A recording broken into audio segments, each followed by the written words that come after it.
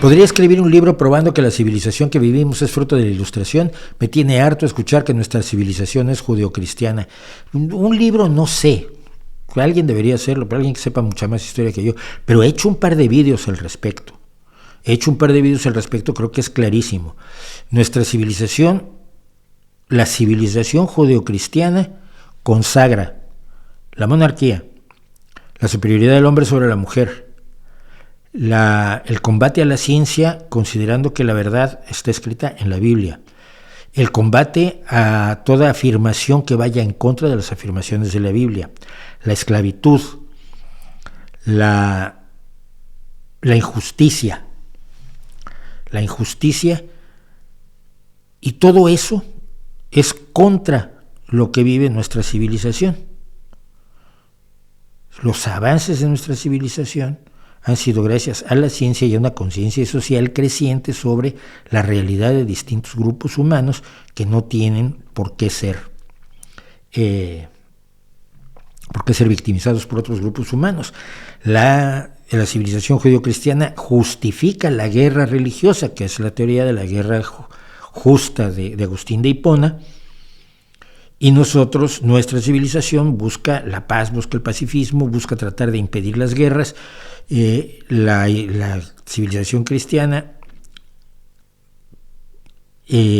no solo aprueba la guerra, aprueba la depredación de territorios, y nosotros creamos unas Naciones Unidas para decir, bueno, ya vamos a dejar las fronteras como están, porque este cambio continuo de fronteras no le ha hecho bien a nadie, a lo largo de toda la historia humana.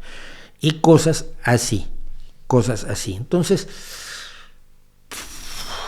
escribirlos, es que es como, me parece tan obvio, que fue todo lo que dijo la Ilustración, todo lo que planteó la Ilustración, que es la civilización que tenemos hoy, fue atacado por la Iglesia. Y fue atacado por la Iglesia convirtiéndolo en la primera gran conspiranoia de la historia. Esto lo he contado, lo conté en mi libro La Izquierda Feng Shui. No, lo conté, no, por Dios. Cómo un sacerdote acusa que la Ilustración es eminentemente satánica y la hacen los Illuminati y los masones, porque la gente no quería ser libre, ni comer pan, ni democracia, ni cosas por el estilo. Todo esto fue un complot.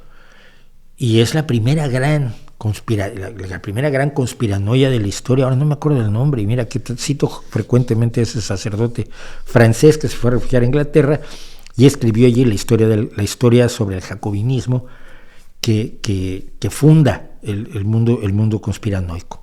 Entonces, es que es tan fácil demostrarlo. Dime una sola cosa con la que estuviera de acuerdo la Iglesia en 1750, de las que vivimos hoy. Por ejemplo, un trasplante de corazón, conocimiento de la anatomía, el conocimiento de los cielos, el conocimiento de la cosmología, la evolución, la democracia, la representación parlamentaria, las pensiones, el salario mínimo, la búsqueda de la justicia, la igualdad de la mujer, la igualdad de los homosexuales, la igualdad de las personas de distinto color de piel o rizo de cabello.